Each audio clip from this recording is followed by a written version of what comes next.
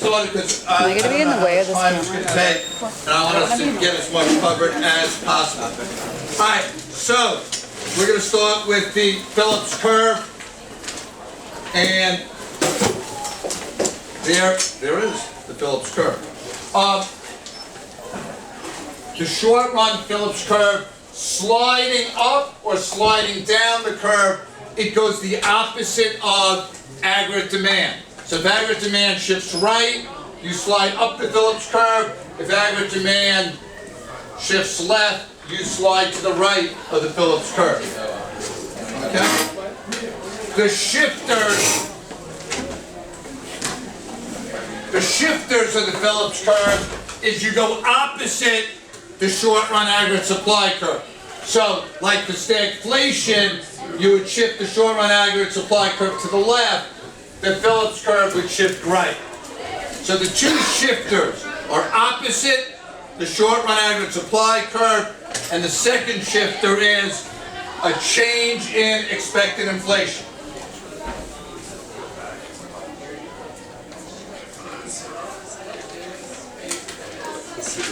Okay. Change in expected inflation.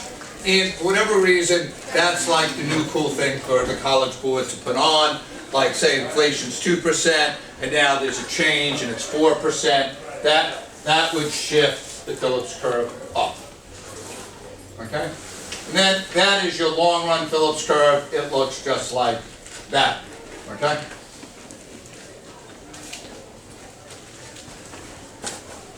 Now, if they don't ask you for the long run Phillips curve, which they don't a lot of times, you don't have to put it in. They will usually be pretty specific. Okay? Alright, so we've got a couple of types of investments. But before that, I just want to define assets as anything of monetary value owned by a person or a business. So your clothes are assets, your cars are assets, your parents' houses are assets, and then of course cash is assets. So anything of monetary value owned by a person or a business.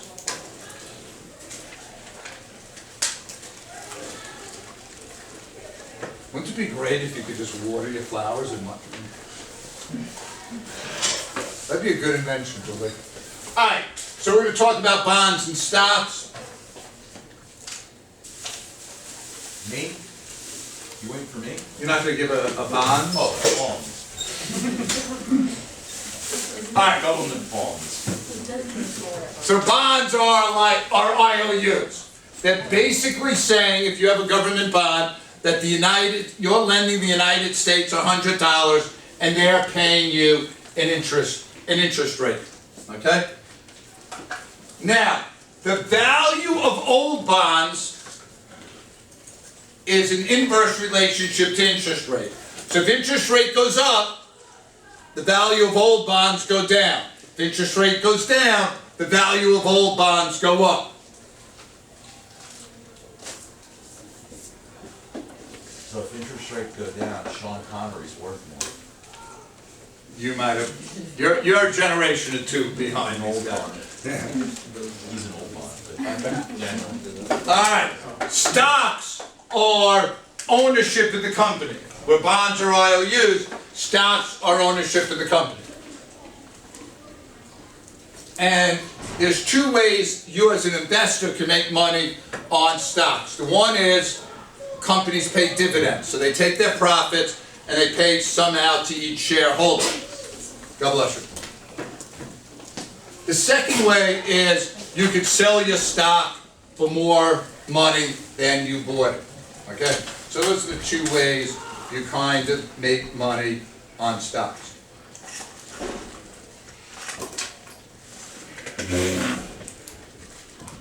Okay? Here we go. Three functions of money. One, medium of exchange. That's the one you're most used to. You go to the store, you give them money. That's using money as a medium of exchange to buy and purchase goods and services. The second is one we use a lot also, a unit of account. And that's telling you how much something's worth. So if if someone says this shirt's worth $20, you know the value of the shirt. And then the third is a store of value. And that's more like future savings. You put the money in the bank to save for the future. You buy a bond or stock to save for the future. So those are the three functions of money. Now, I didn't put this down, but you can put it like somewhere in a column. Just remember, like commodity money, that has intrinsic value, like gold. I mean, gold, even if you're not using it for money, is worth something. In jail, when they're using cigarettes, is that what they use, Q? When you were there, was it cigarettes? No. When they're using cigarettes as a form of currency, cigarettes have their own value. And then fiat money is like this. If it wasn't backed by the good old faith in the United States, it would be a worthless piece of paper. You're good. So like commodity money, is it like an asset then, that you can liquidate? I mean, yeah, like if you had gold, yes. All right, credit cards, they're not money. They're like IOUs. You're just borrowing money from a credit card company at ridiculous interest rates. Here's an amazing thing. I've had a credit card for 40 years and have never paid interest. That's interesting. I got him started, my bad. All right, what makes money effective? We're here, it's what backs money. All right, one, it's generally accepted. So, you know, if you go to the store with money, the person selling the stuff is going to take your cash rather quickly. It's scarce and not easily reproduced. So don't try it, really. And the third, it's portable and dividable. So if like we were all walking around with bars of gold, first of all, they're heavy. Second of all, it's hard to chop up. Okay? So those are the three things that kind of make money effective. All right, where's peanut butter? Okay. I just got a nose for peanut butter. All right. There's two types of demand. One is transactions. Money demanded for everyday purchases. And that's in the money market graph, that's what's going to change and shift the demand for money. Price levels go up, we need more money in our pockets to pay for things, demand goes up. Price levels go down, then you shift demand down because you don't need as much money. The second is what they call asset demand. That's really using money to save for the future.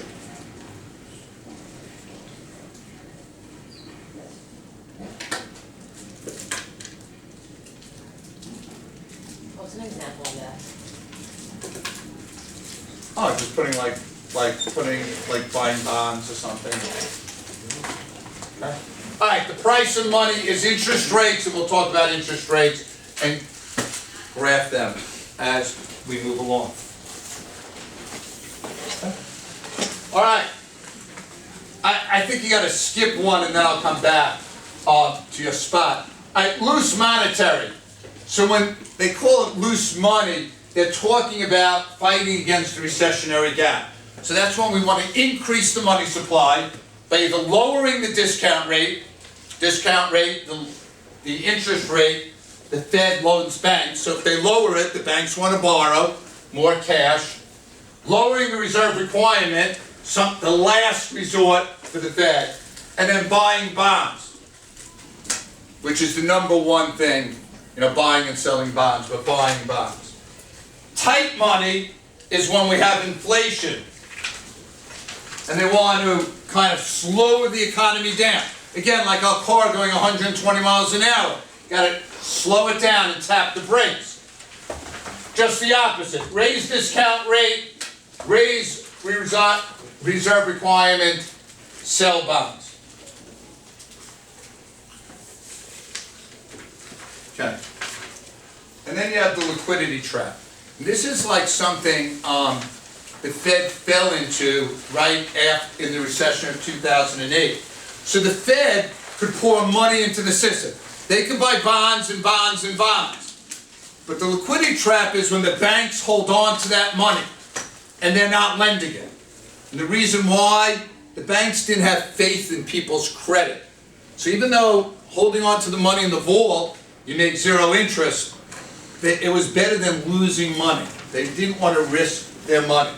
So they fall into what they call that liquidity trap.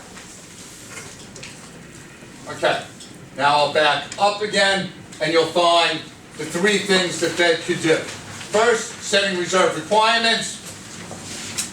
Second, discount rate. And then the third, open market operations. Now, it's really important to be able to differentiate what is the Fed's actions and what is fiscal actions.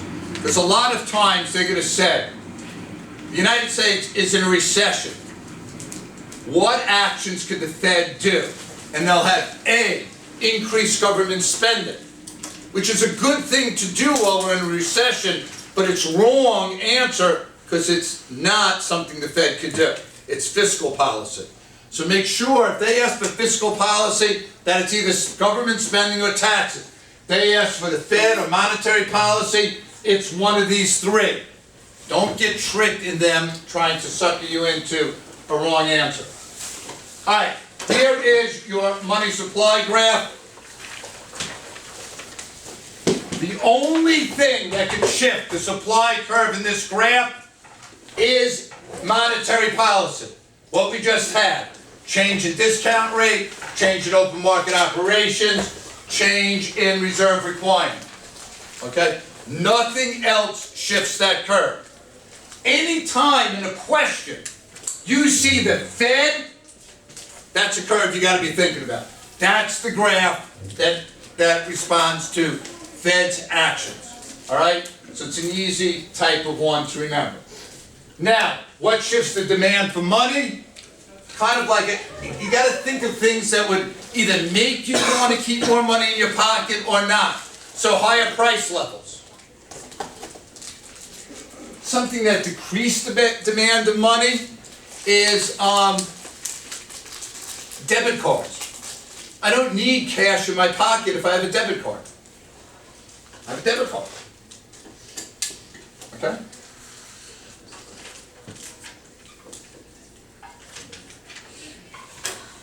Alright, and then I didn't give you probably room to do all of them, but increasing the money supply, I'm just showing you shifts left, interest rates go down, investment goes up because businesses could get money at cheap prices, aggregate demand increases.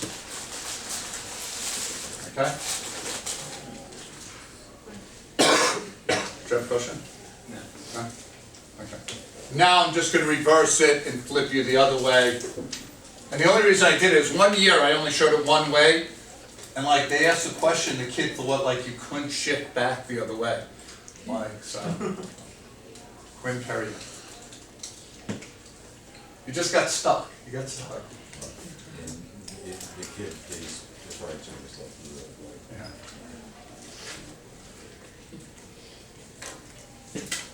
IQ of probably like 170.